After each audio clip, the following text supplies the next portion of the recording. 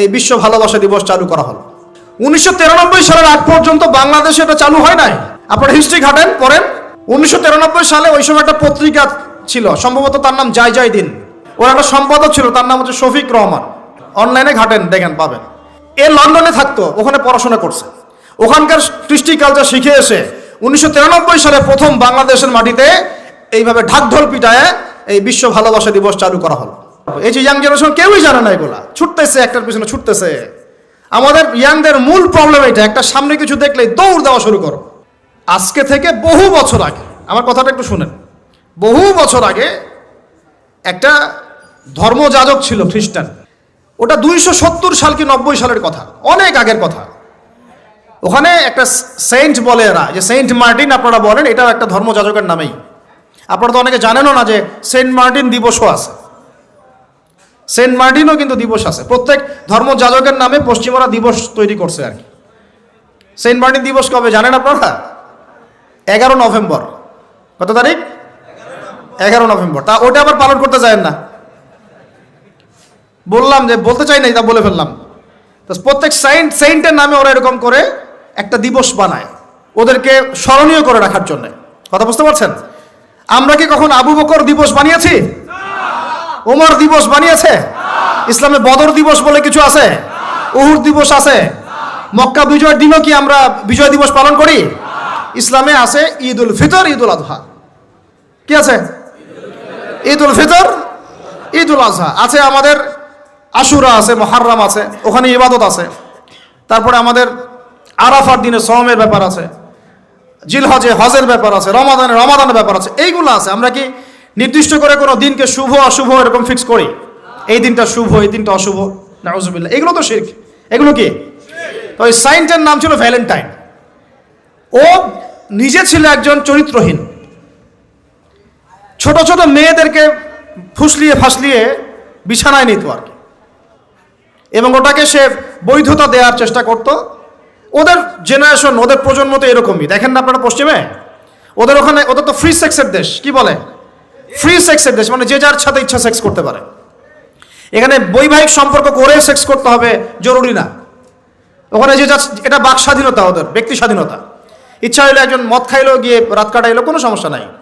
ইচ্ছা হলে একটা ছেলের সাথে রাত কাটাইলো, কোনো সমস্যা নাই।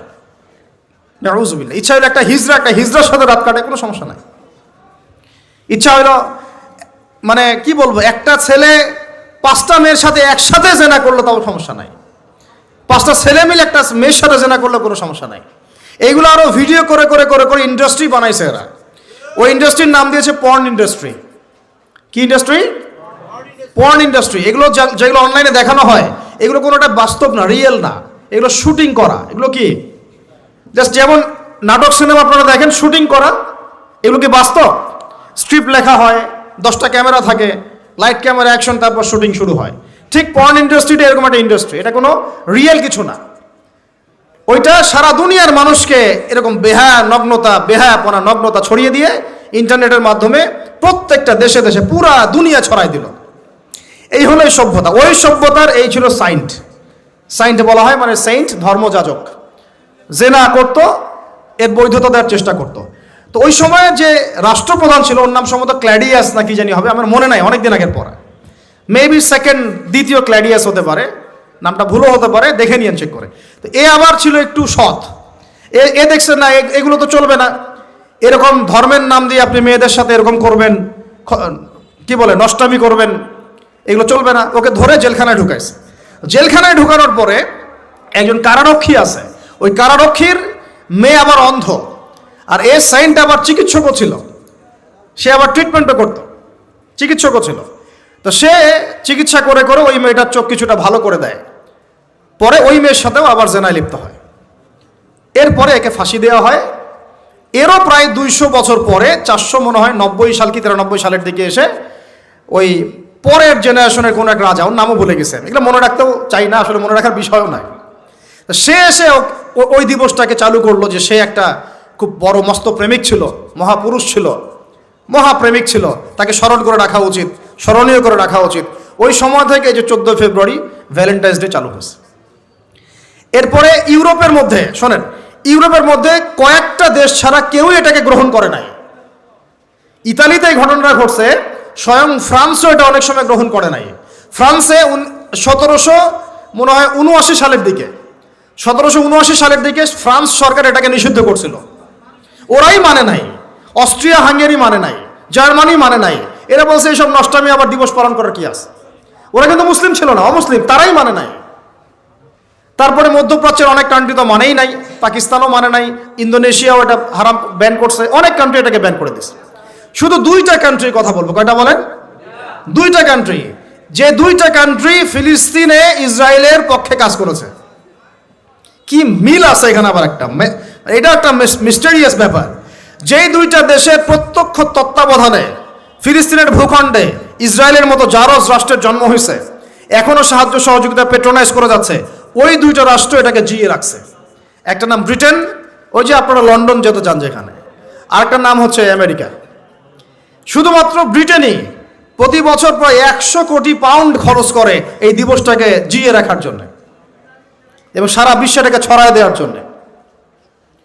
আর কত শুনবেন, এগুলো বলতে থাকলে এগুলো নিয়েই রাত পার করা যায়। মূল কথাটা হচ্ছে এটা আসলো পশ্চিমা সভ্যতা থেকে, কিন্তু পশ্চিমা সভ্যতার অনেক বড় বড় রাষ্ট্র এটা গ্রহণ করে নাই, গ্রহণ করে নিয়েছ তোমরা যুবক ছেলেরা, যুবতী মেয়েরা গ্রহণ করলা, তোমরা যারা মুসলিম কান্ট্রির ছেলে মেয়েরা গ্রহণ করলা, তোমরা যারা আল্লাহ তোমাদেরকে মুসলিম পরিবারে জন্ম নেওয়ার তৌফিক দিয়েছিলেন। গ্রহণ করলো কারা? যারা উম্মতে মুহাম্মাদি বলে দাবি করে। চিন্তা করা যায়। আর বাংলাদেশে সুবহানাল্লাহ, বাংলাদেশে এটা কিন্তু ছিল না। 1993 সালের আগ পর্যন্ত এটা ছিল না। কত সাল বলেন? 1993 সালের আগ পর্যন্ত বাংলাদেশে এটা চালু হয় নাই। আপনারা হিস্ট্রি ঘাটেন, পড়েন যে কবে থেকে এটা শুরু হলো। 1993 সালে ওই সময় একটা পত্রিকা ছিল, সম্ভবত তার নাম জয় দিন, নাম শুনছেন? ওর একটা সম্পাদক ছিল, তার নাম হচ্ছে শফিক রহমান। কি রহমান? অনলাইনে ঘাটেন, দেখেন পাবেন। লন্ডনে থাকতো, ওখানে পড়াশোনা করছে, ওখানকার কৃষ্টি কালচার শিখে এসে 1993 সালে প্রথম বাংলাদেশের মাটিতে এইভাবে ঢাকঢোল পিটায় এই বিশ্ব ভালোবাসা দিবস চালু করা হলো, যার মধ্য দিয়ে এই কাজগুলো এখন হচ্ছে। কত সালে? 1993। এই যে ইয়াং জেনারেশন কেউই জানে না, এগুলা ছুটতেছে, একটার পিছনে ছুটতেছে। আমাদের ইয়াংদের মূল প্রবলেম এটা, একটা সামনে কিছু দেখলেই দৌড় দেওয়া শুরু করো। আর দাঁড়াও রে ভাই, দেখো এটা কার, কোত্থেকে আসছে, এর সাথে আমাদের কোনো সম্পর্ক আছে কিনা, এটা আমাদের সংস্কৃতি কিনা, এটা করলে আল্লাহ আবার আমাকে ধরবে কিনা, রাসূল আবার আমার উপর রাগ হবে কিনা কিয়ামতের মাঠে, আমার আমল নামে আবার গোনা জমাবে কিনা, এগুলো হিসাব আমি কেমন করে দিব, এই চিন্তা করতে হবে না?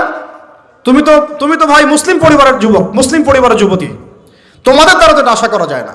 অন্যরা করুক, সেটা না হয় আলাদা বিষয়, আমরা ওগুলো দেখতেও চাই না কে কি করে। 1993-তে এটা বাংলাদেশে আসে, আবার বাংলাদেশে আবার ডাবল জাহেলিয়াত আসছে। কিরকম? যেটা আবার অন্য কান্ট্রিতে আসে নাই। বাংলাদেশে এই দিনে আবার আরো একটা দিবস একসাথে, ওটার নাম পহেলা ফাল্গুন।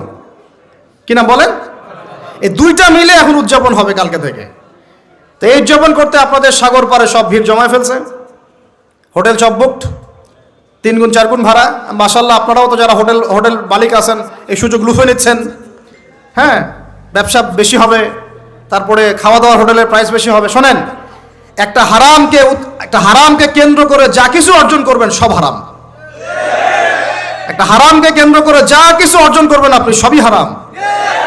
বরং এখন আপনার বলা উচিত ছিল, ইমানদার হলে, আমার হোটেল আজকে বন্ধ, আমি এই দিবস উপলক্ষে ভাড়া দিই না। সাগরের সামনে তারা এগুলো করতেছে, সাগরের এক একটা ঢেউ এটা সাক্ষী থাকতেছে। এই সাগরের এক একটা ঢেউ, যে ঢেউ আল্লাহর হুকুমে আসে, আল্লাহর হুকুমে চলে। আপনি ইমানদার মানুষ, আল্লাহর বান্দা, আল্লাহর মুমিন বান্দা, আপনার জন্য আল্লাহ সাগরের তলদেশে অসংখ্য নিয়ামত রিজিক দিয়ে দিয়েছেন, আমাদের জন্য দিয়েছেন, ওকে আমাদের অনুগত করে দিয়েছেন। দাঁড়ান আপনি তার সামনে, ও বিনয়ের সাথে আপনার পা ধুয়ে দিবে। সাগর বিনয়ের সাথে আপনার কি করবে? পা ধুয়ে দিবে। আর এই সাগরকে আল্লাহ যদি কোনোদিন বলেন এইখানে এরকম এই অশ্লীলতা হয়েছে, বেহায়াপনা হয়েছে, জেনা হয়েছে, ব্যভিচার হয়েছে, সমকামিতা হয়েছে, এই সাগর তুমি এই সমস্ত এলাকাবাসীকে ধ্বংস করে দাও, কি করবেন সেদিন? ঠেকাতে পারবেন? আমি কাউকে সন্তুষ্ট করার জন্য কথা বলছি না, আর কারো অসন্তুষ্টির পরও আমি করছি না। যেটা হক সেটা আমাকে বলতে হবে, কারণ যদি আমি না বলি ওই গজব আসলে আমি সদ্য ধ্বংস হয়ে যাব। আল্লাহ পাক চাইলে এক দিনের মধ্যে এমন সুনামি দিতে পারেন, পুরা কক্সবাজার কেন বাংলাদেশ পানির তলে চলে যেতে পারে। এই জায়গাকে বেছে নিছে এই জেনা দিবস পালন করার জন্য। চিন্তা করেন কার ক্যারেক্টার, কার আদর্শ এটা ফলো করতেছে। আল্লাহ পাক কোরআনে বলেছেন, লাকাদ কানা লাকুম ফি রাসূলিল্লাহি উসওয়াতুন হাসানাহ, তোমাদের মধ্যে আল্লাহর নবী মুহাম্মদ সাল্লাল্লাহু আলাইহি ওয়াসাল্লামের মধ্যেই আছে সর্বোত্তম আদর্শ। আর এই দিবস পালনের মধ্য দিয়ে আপনারা ওই সেন্ট ভ্যালেন্টাইন্স ওর আদর্শ ফলো করতেছেন। বলি নাউযুবিল্লাহ। হাদিসে নবীজি বলছেন, আল মারউ মা'a মান আহাব, যে যাকে ভালোবাসবে। অন্য হাদিসে আসছে যে কম যার সাদৃশ্য অনুসরণ করবে তার সাথেই তার হাসর হবে। তাহলে আপনারা তার সাথে হাসরের প্রিপারেশন নিতে থাকেন। কার সাথে হাসর করতে চান চিন্তা করা যায়। আনাস রাদিয়াল্লাহু আনহু বলতেন যে আমি আল্লাহর নবীকে ভালোবাসি, আমি আবু বকরকে ভালোবাসি, আমি ওমরকে ভালোবাসি রাদিয়াল্লাহু আনহুম আজমাইন। যদিও আমার আমল তাদের মতো নয়, তারপর আমি আশা করি এই ভালোবাসার খাতিরে আল্লাহ তাদের সাথে আমাকে হাসর করাবেন। চিন্তা করা যায়। আজকে একটা হাদিস পড়ছিলাম যে কিয়ামতের মাঠে শহীদরা পর্যন্ত ঈর্ষান্বিত হবে, নবীরা ঈর্ষান্বিত হবে একদল মানুষকে দেখে, যে আল্লাহ পাক তাদেরকে নূর দিবেন, চেহারা আলোকিত হয়ে থাকবে। তারা শহীদ হয় নাই, তারা নবীও ছিল না, বরং তারা তাদেরকে দেখে ঈর্ষান্বিত হবে। আল্লাহ পাক বলবেন, এরা আমার সেই সব বান্দা যারা একে অপরকে মহব্বত করতো শুধু আমার সন্তুষ্টির জন্য। আর আমরা জেনাকে মহব্বত নাম দিয়েছি। এখন আমি এই জায়গাটা থেকে একটু ভিতরে যাই। দেখেন 1993 সালে এটা চালু হওয়ার পর থেকে কি হলো, আসলে হলোটা কি দেখেন। হলো মানে কি, একটু মনোযোগ দাও আমার দিকে তোমরা ইয়াংরা। যখন এটা লাইসেন্স পেয়ে গেল, পৃষ্ঠপোষকতা পাচ্ছে, তখন আসলে হচ্ছেটা কি। একটা জিনিস লাইসেন্স ছিল না, পৃষ্ঠপোষকতা ছিল না, মানুষ অল্প কিছু মানুষ করতো, সেটা আলাদা বিষয়।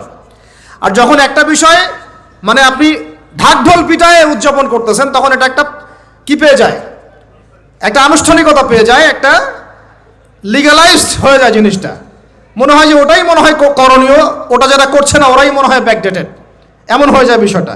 হলো কি তারপরে হলো ছেলে মেয়েদের ফ্রি একটা মিক্সিং শুরু হয়ে গেল। ছেলে মেয়ে মানে আল্লাহ পাক যে বলেছেন যে তোমরা দৃষ্টি নিচু করো, এটা যে কোরআনে আছে যে একটা গায়রে মাহরামের দিকে চোখ পড়লে যদি খারাপ চিন্তা চলে আসে চোখটা কি করো, নিচু করো, ছেলে হোক মেয়ে হোক। এই আয়াত কোরআনেই পড়ে থাকলো, চক্ষু নিচু করো তো দূরের কথা, চোখে চোখ রেখে এখন কিস করতেছে মনে করেন বিষয়টা, তাই না? কথা কি বুঝতে পারেন? আল্লাহ পাক কোরআনে বলছেন, আমি শর্ট করে বলতেছি যাতে আপনাদের টাইমটাও মানে একটা ফ্যাক্ট, আপনারা বাসায় গিয়ে পড়ে দেখবেন। আল্লাহ পাক কোরআনে বলেছেন, ওয়ালা তাকরাবা হাযিহিশ শাজারা। একটু বোঝার চেষ্টা করেন। এই কথাটা আল্লাহ পাক বলেছেন আমাদের পিতা এবং মাতাকে, আদম আলাইহিস সালাম এবং হাওয়া আলাইহিস সালামকে। দেখো তোমরা জান্নাতের সব জায়গায় ঘোরো, খাও, কোনো সমস্যা নাই। ওয়ালা তাকরাবা হাযিহিশ শাজারা, এই গাছে উঠবা না, কথাটা এমন না। এই গাছের পাতা ধরবা না, কথাটা এমন না। এই গাছের ফল টান দিও না, কথাটা এমন না। এই গাছের ছায়ায় বসিও না, কথাটা এমন না। আল্লাহ পাক বলছে ওয়ালা তাকরাবা, এই গাছের কাছেও, আরো জোরে বলেন, এই গাছের কাছেও যেও না। ফল খাওয়া তো দূরের কথা, গাছে উঠা তো দূরের কথা, গাছের নিচে বসা তো দূরের কথা, কাছেও সেম কথা আল্লাহ পাক সূরা বনী ইসরাঈলের মধ্যে বলছেন, ওয়ালা তাকরাবুজ জিনা, তোমরা জিনার কাছেও।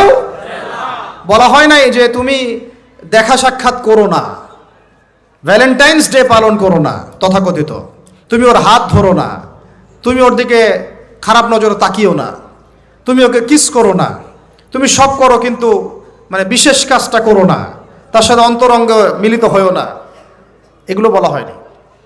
কি বলা হচ্ছে? ওর কাছেও।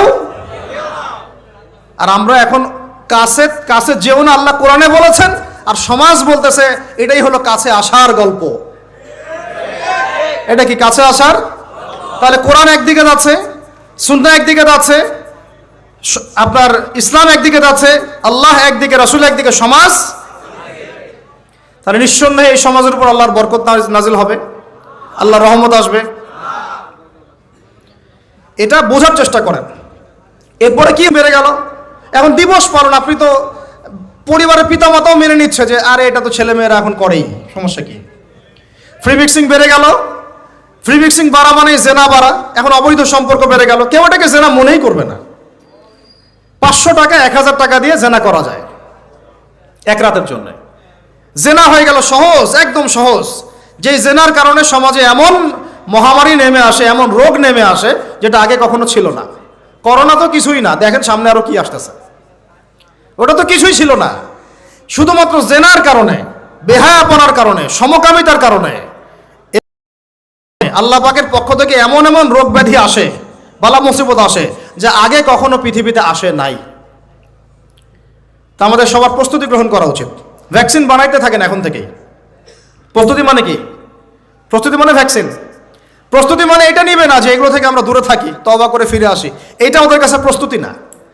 প্রস্তুতি মানে গজব আসুক, দেখা যাবে, ভ্যাকসিন নিব, তখন দেখা যাবে সমুদ্রের ঢেউ আসুক, আশ্রয় কেন্দ্র বানাবো, ওখানে গিয়ে থাকবো, দেখা যাবে সুনামি আসলে দেখা যাবে যে যে এলাকা উঁচু ওই এলাকায় সব মানুষকে গিয়ে রাখবো। আমাদের প্রস্তুতি এইটা না যে আমরা আল্লাহর হারাম থেকে ফিরে আসি, তওবা করি, আল্লাহ বরকত দিবে, রহমত দিবে, মাফ করে দিবে, এটা প্রস্তুতি না আমাদের। এটাই হচ্ছে আমাদের বুদ্ধির অবস্থা। এই বুদ্ধি নিয়ে আমরা দাবি করি আমরা বুদ্ধিজীবী, এই বুদ্ধি নিয়ে আমরা সমাজ চালাই, এই মাথা নিয়ে আমরা সমাজ চালাই। কে টিকতে পারছে? ফেরাউন টিকতে পারছে? নমরুদ টিকতে পারছে? কে টিকতে পারছে পৃথিবীতে? আদ জাতি, সামুদ জাতি, কওমে নূহ, কওমে শুআয়ব, কে টিকতে পারছে? এখনকার 90 যারা ফেরাউন, 90 নমরুদ, 90 আবু জাহেল, এরাও টিকতে পারবে? কোশ্চিন কালো না। দেখেন তারপরে ফ্রি মিক্সিং বেড়ে গেল, প্রেমিক প্রেমিকা কপত কপতি, যুগল বিনিময়, যুগলবন্দি হচ্ছে। তারপরে জেনা বেড়ে গেল, পরকীয়াও বেড়ে গেল। জেনা বেড়ে গেল, পরকীয়া বেড়ে গেল। অথচ কোরআন বলছে জেনা করলে কোরআনের শাস্তি হচ্ছে 100 বেত্রাঘাত দিতে হবে। কতটা? আর ওইটা আপনি দিবস পালন করতেছেন এখন। আল্লাহ বলছেন এটা করলে 100 বেত্রাঘাত, আর 1 বছরের জন্য ওই এলাকা থেকে নির্বাসন। এটা কোরআন বলছে, সূরা নূরের আয়াত 2 নম্বর 3 নম্বর আয়াত। এটা বলছে কোরআন, কথা বলছে এটা। আর সমাজ বলতেছে আসো কাছে আসার গল্প, আরো জেনা করো। আল্লাহ বলছেন কাছেও যেও না, আমি বলছি এটাই কাছে আসার গল্প। এরপরে বাড়লো পরকীয়া, এর সাথে আরো বিভিন্ন সিরিয়াল, হিন্দি সিরিয়াল, এইটা স্টার জলসা, জি বাংলা দেখে দেখে আমাদের একদম মাথাটা খারাপ হয়ে গেল আর কি। বাসায় বউ, বাইরে আরো 3টা 4টা, বাসায় স্বামী, বাইরে 3টা 4টা। এই সমস্যাটা রেয়ার না, অনেক বেশি বেশি ঘরে ঘরে ঢুকছে এটা এখন। এর সাথে বাড়ছে সমকামিতা, এখন ছেলে ছেলের সাথে জেনা করতেছে। এখন ছেলেও ভ্যালেন্টাইন্স পালন করবে কালকে। নাউজুবিল্লাহি মিন যালিক, নাউজুবিল্লাহি মিন যালিক। এটা কওমে লূত, এটা কোন কওম? কওমে লূত। আল্লাহ পাক ওই কওমকে এরকম করে মাটি থেকে উপরে উঠিয়ে পাথর নিক্ষেপ করে সবগুলোকে থেতলা করে মাটিতে দাফন করে দিয়েছিলেন। এখনো আপনি গুগল সার্চ করে দেখেন, জর্ডানের ডেড সি, মৃত সাগর, ওই জায়গাটা ছিল, কওমে সাদুম ওখানে থাকতো। নিদর্শন সামনে পড়ে আছে। আর আমাদের নবীজি বলছেন তোমরা যদি সমকামী কাউকে পাও, আল্লাযী আমিলা আমালা কওমি লূত, যে কওমে লূতের আচরণ করেছে, ফাকতুলুল ফাইলা ওয়াল মাফউলা বিহি, তাহলে যে করেছে ওকে এবং যার সাথে করা হয়েছে দুইটাকে হত্যা করবা। কে বলেছেন? আপনার নবী, জি, যিনি সমাজ চালান তার নবী, যার হাতে সব অথরিটি আছে, আপনার নবী কথা বলেছেন। আপনি আপনার নবীর সামনে হাউজে কাউসারে কিভাবে দাঁড়াবেন এই ফিকির আপনি গ্রহণ করেন। আরো বলেছেন তিনি, উরজুমুলা আলা ওয়াল আসফালা মিনহুমা উরজুমুহুমা জামিআ, তোমরা সমকামী কাউকে পাইলে উপরে আছে যে আর নিচে যে আছে দুইটাকে এক রজম করে থেতলা করে হত্যা করে দিবে। এটা কি ব্যক্তির জন্য এই দায়িত্বটা বর্তায় না এটা উপরের লেভেলের দায়িত্ব? এই হলো আল্লাহর বিধান, রাসূলের বিধান, আর এই হলো সমাজ, এই হলো আমাদের অবস্থান। এরপর আমরা দাবি করতেছি আমরা মুসলমান, আমরা মানে মরার সাথে সাথেই জান্নাতে চলে যাবো। নাউজুবিল্লাহ, চিন্তা করা যায়? আমরা দাবি করতেছি আমরা মুহাম্মদ সাল্লাল্লাহু আলাইহি ওয়াসাল্লামের উম্মত, আমরা তার হাতে হাউজে কাউসারও চাই, তার সুপারিশও মানে প্রত্যাশা করি, আর পুরো জীবনটা উপর থেকে নিচ পর্যন্ত তার বিরুদ্ধাচরণ করে চালাচ্ছে। এটা আমাদের দেশে 1993 থেকে শুরু হলো। তারপরে পরকীয়া এগুলো আরো বাড়তে থাকলো। এর উপর আবার একটা ব্যাপার আছে, এর উপর আবার ওই 90-এর দশক থেকে এই পর্নোগ্রাফিও ছড়ায় দেওয়া হলো সব জায়গায়। মানে ভিতরে ভিতরে ফোনে ছেলেমেয়েরা পর্ন দেখতেছে, আমার কথাটা বুঝেন। রাত্রেবেলা ভিতরে ভিতরে মনে করেন ছেলেমেয়েরা পর্নোগ্রাফি দেখতেছে। বেশি ভালো সাজার প্রয়োজন নাই, সবারই চোখে কম বেশি এটা পড়েছে। যারা অনলাইনে ঢুকেছেন জীবনে একবার হলেও তার চোখে পড়বে, এটা অনলাইনের ফিতনা, তাই না? পর্নোগ্রাফিও দেখতেছে। এদিকে পর্নোগ্রাফি দেখার মধ্য দিয়ে কি হয়, মানুষ পশু হয়ে যায়। একটা মানুষ যখন পর্নোগ্রাফিতে আসক্ত হয়, ওটা ছাড়া সে চলতে পারতেছে না। ওর সামনে আপনি 5 বছর 6 বছর একটা মেয়েকেও যদি দেন, ওকে ধর্ষণ করে রেখে দেবে। দেখেন, হ্যাঁ, কেন ধর্ষণ করলো 5 বছরের মেয়েটাকে? এটা কি সম্ভব? 5 বছর একটা মেয়ের সাথে কি মানে সেক্সুয়াল কোনো সম্পর্ক সম্ভব?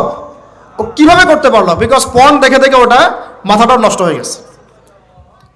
পর্ন যেটা করেছে, পর্নোগ্রাফি আর এই জেনাগুলো যেটা করেছে, সত্যিকারের ভালোবাসার সংজ্ঞাটাই পরিবর্তন করে দিয়েছে।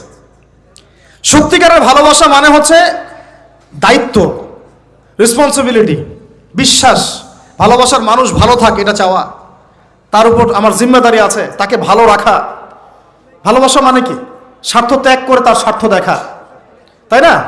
সম্মান। ভালোবাসার ডেফিনেশন কি? ভালোবাসা মানে কি?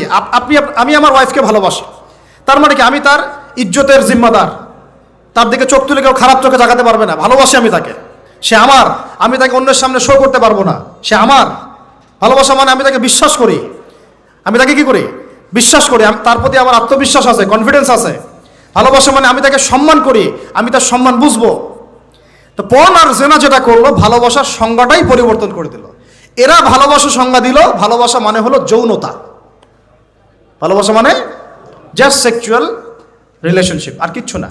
এরা যদি একে অপরকে সত্যি ভালোবেসে থাকে, তাহলে আগামীকাল এদেরকে বলেন যে জেনা মুক্তভাবে বিয়ে করে ফেলো দেখি, এদের মধ্যে 80% এটা করবে না।